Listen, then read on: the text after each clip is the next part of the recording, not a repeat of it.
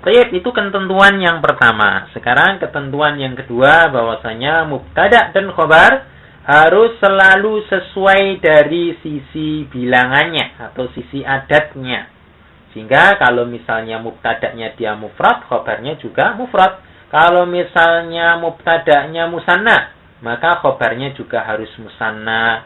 Kalau misalnya mubtada'nya jamak, maka khobarnya juga harus diikutkan dalam bentuk jamak. Baik, contohnya misalnya al-muslimu hadirun. Kita lihat al-muslimu dia bentuk mufrad. Maka khobarnya juga mufrad hadirun. Kemudian kalau kita jadikan bentuk musanna misalnya. Cara pembentukan musanna tentunya antum sudah pada paham semua. Yaitu ditambah dengan alif dan nun atau ya dan nun. Nah, kalau ciri dari rofaknya kan dengan ditambah dengan alif. Jadi makanya bentuk musannanya al-muslimani. Ini bentuk mubtada yang dia i'rabnya adalah rafa. Al-muslimani hadirani. Jadi dia sama-sama bentuk musanna. Bilangannya double. Al-muslimani, dua orang muslim. Hadirani, dia juga bentuk musanna. Baik, kemudian misalnya jamak al-muslimuna hadiruna, maka dia juga harus diikutkan dalam sisi bilangannya. Al-muslimuna kan dia jamak mudzakkar salim. Cirinya dengan wawu, ciri rofaknya ya. Kemudian hadiruna, dia juga merupakan bentuk jamak mudzakkar salim. Baik, itu ketentuan yang kedua. Sekarang kita akan memasuki ketentuan yang ketiga. Jadi ketentuan yang ketiga ini perlu diperhatikan bahwasanya mubtada dan khobar harus selalu sesuai dari sisi jenisnya.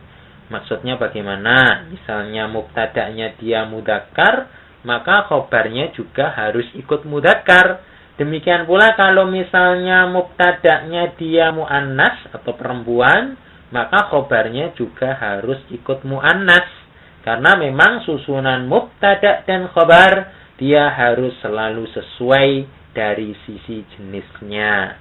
Tayyib, misalnya contohnya kita buat di sini al-muslimu sholihun. Kita tahu al-muslimu ini bentuk mudzakkar, sholihun juga bentuk mudzakkar. Kemudian kalau kita ingin contoh yang muannas misalnya untuk isim, kalau kita ingin membuat muannas, kita kan tinggal menambah dengan tak marbutah ya. Kemudian jadilah al-muslimatu. Maka al-muslimatu sholihatun. Ini untuk contoh bentuk muannas.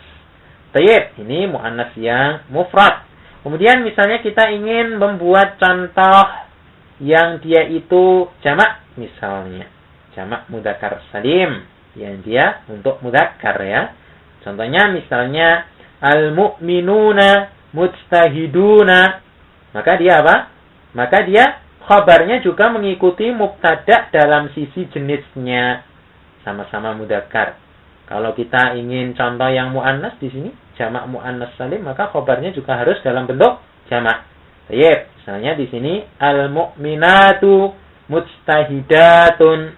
Maka di sini juga mengikuti dalam sisi jenisnya. Nah, itulah ketentuan-ketentuan dari mubtada dan khobar. Saya kira cukup jelas dan cukup ringkas ya.